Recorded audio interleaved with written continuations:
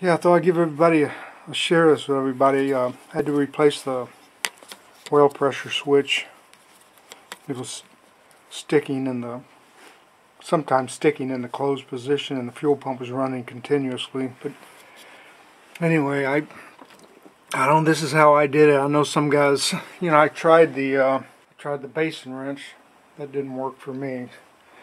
But I was able to, I took the windshield wiper motor off. I took the windshield wiper cover off. I disconnected a lot of the wiring. I pulled the ignition wires back out of the way. There's a vacuum line. It goes to a check valve on the manifold. I pulled it out of the way, tucked it back in there. I was able to get a 9/16 inch wrench down in here and get on the neck of this.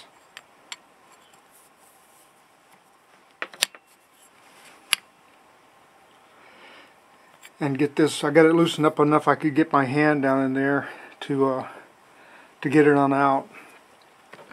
I mean, with getting a lot of stuff out of the way, you can actually get your hand down in here all the way over to the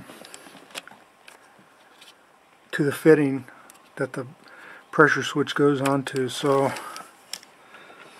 there is a little bit of work getting a lot of this stuff pulled out of the way. I had to move the brake booster filter. I had to pull it off, the manifold, pull it out of the way. A lot of this wiring I had to pull back. But once you get a lot of this wiring out of the way here, you can pretty much get your hand down there and get it started. And then you can get a 9/16 inch wrench down there and finish it. At least I was able to. You know, there's the fitting right there. The 90-degree fitting that goes into the engine. So that's just my take on it. It's a little bit of work, but you can do it. There's a collar on the connector that I just popped off with a screwdriver. It's a big collar that connects onto this collar right here on the body of the oil pressure switch. It's got to be taken off. I just popped it, like I say, I popped the collar off with the screwdriver, and then I was able to unplug it from there. So yeah, notice there's a little, about 2-inch long piece of vacuum hose, pretty cracked and brittle, that came off a little check valve off the manifold. So I replaced that with I'm going to replace that with some of this high heat silicone. Be one less thing to have to worry about. Little things there and there. If you decide to go the way I did, there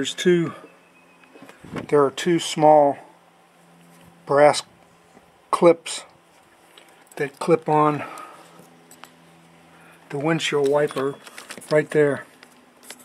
Those two terminals.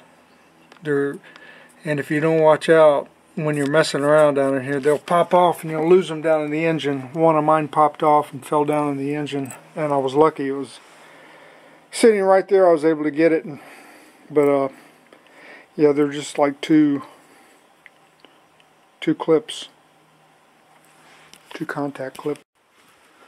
But that's the way they set in there, right? Just like that.